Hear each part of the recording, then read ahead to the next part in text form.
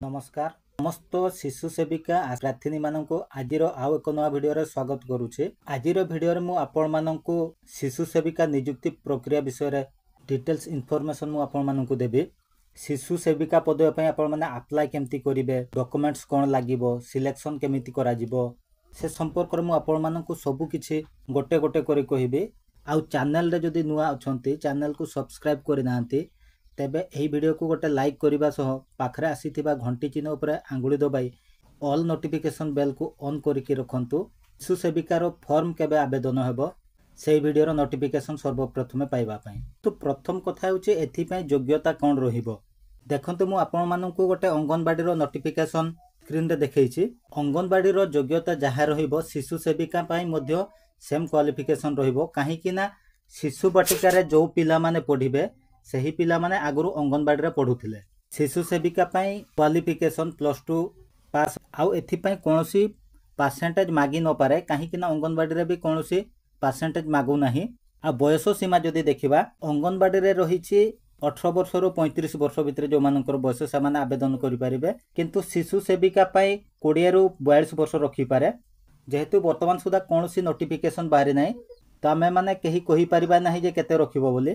तापर रहिला डॉक्यूमेंट्स कथा जदि देखिबा डॉक्यूमेंट्स रे आपनकर प्रथमे आपनकर रेसिडेंट सर्टिफिकेट दरकार। तापर हेउचे आपनकर कास्ट सर्टिफिकेट। वर्तमान सुधा जदि आपनक पाखरे रेसिडेंट आ कास्ट सर्टिफिकेट नाही तबे वर्तमान आपन माने अप्लाई करि दियंतु। जेतेबेले आपनकर नोटिफिकेशन आसीबो शिशु सेविका पई ता पूर्व आपन माने आपनकर सर्टिफिकेट को रेडी करिकि रखि परिबे। तापर आपनकर आधार कार्ड निहाती रहिबा दरकार। आपनकर रिसेंट पासपोर्ट साइज फोटो किछि मागी पारे जेहेतु अंगनवाड़ी रे सब जिनस मागुछि। आउ जदि आपण माने शिशु सेविका पई यूट्यूब रे वीडियो देखुजंती तेबे आपण माने किछि किछि वीडियो रे भी देखिथिबे जे से माने कहउछंती एक्सचेंज सर्टिफिकेट मागिबो। वर्तमान सुधा या कन्फर्म नुहे जे एक्सचेंज सर्टिफिकेट मागिबो। काहे कि ना अंगनवाड़ी रे एक्सचेंज सर्टिफिकेट मागु नाही। आउ एथि पई मागी भी पारे कहि होबनी। काहे कि ना पर्यंत कोनसी नोटिफिकेशन आसी नाही से बाबद रे केही आपण मानकु करेक्ट जिंस कहि परिबे नाही। जदि आपण माने पारुछंती तेबे एक्सचेंज सर्टिफिकेट को भी रेडी करिकि रखि थांतु। जदि आपनकर शिशु सेविका रे न लागिला आ अलगा जॉब रे आपनकर लागि परिबो। तापरे अप्लाई प्रोसेस जदि देखिबा जो 30/6/2025 रे गवर्नमेंट लेटर काढितला सेथिरे मेंशन थिला एथिरे आपण माने ऑफलाइन रे अप्लाई करि परिबे। ऑफलाइन माध्यम रे केमते अप्लाई करिवे आपनकर जेतेबेला फॉर्म टी बाहरी जिवो बा नोटिफिकेशन बाहरी पर फॉर्म आसीबो डॉक्यूमेंट सहित आपनको से स्कूल रे सब आपनकर जमा करिया पई पडिबो।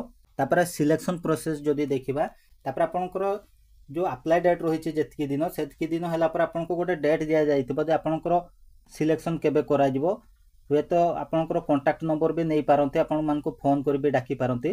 आ सिलेक्शन केमती करबे देखंतु जो लेटर बाहरथिला सेतिरे पूरा मेंशन थिला जे स्कूल रो जो एसएमसी कमिटी अछंती ता सहित बीओ ऑफिस रो जणे ऑफिसर आसीबे सेमानक माध्यम रे आपनकर सिलेक्शन करा जिवो बोली से लेटर मेंशन थिला। तो परवर्ती पर्याय रे कोन हेबो ताहा तो कोइ हेबो नाही।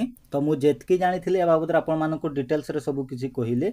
एही चैनल माध्यम रे सर्वप्रथम शिशु सेविका रो पदवी विषय रे जानिया पई वीडियो को गोटे लाइक करबा सहित चैनल को सब्सक्राइब करिके जानतु। पुणी देखा हबो आउर को नया वीडियो रे। नमस्कार।